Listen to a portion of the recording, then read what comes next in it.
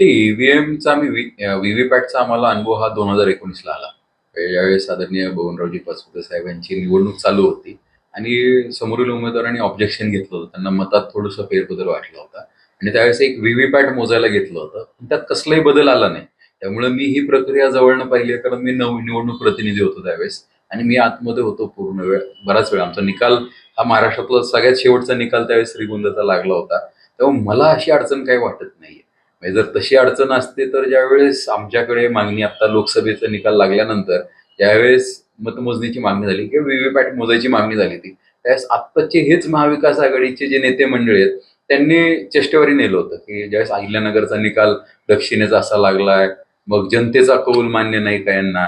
मग जर लोकसभेला तुम्हाला जनतेचा कौल मान्य आहे तर मग असं वेगळं काय घडलंय? म्हणजे असं बदल काहीच नाही, तीच यंत्रणा आहे, तेच मतदार आहेत आणि त्या मतदारांनी कौल बदलला मग तुम्हाला निकाल मान्य नाही. हे दुर्दैवी आहे. म्हणजे लोकशाहीला घातक आहे. म्हणजे लोकशाहीला घातक आमचा पक्ष नसून ही महाविकास आघाडी आहे. म्हणजे ज्या वेळेस त्यांच्या बाजूने कल असतो तो महाराष्ट्राच्या दृष्टिकोनातनं सुवर्ण दिवस असतो आणि ज्या दिवशी त्यांच्या विरुद्ध निकाल लागतो म्हणजे हा महाराष्ट्राचा काळा दिवस. म्हणजे हे दुर्दैवी आहे. मी तर बघा, रोहितजींनी तर त्यांच्या माध्यमात आपल्या माध्यमातून सांगितलंच आहे. तर माझी उलट महाविकास आघाडीच्या सर्व नेते मंडळींना विनंती आहे की तुमच्याच नेत्याचं विचार तुम्ही समजून घ्या आणि त्यांच्यावर कॉन्फिडन्स नसेल तर मी तसा वयाने खूप लहान आहे, माझी पहिलीच निवडणूक आहे. माझा इलेक्शन कमिशन ह्या प्रक्रियेवरती पूर्ण विश्वास आहे आणि जर अशी शंका असेल किंवा उद्या जर प्रक्रियेमध्ये कसलाही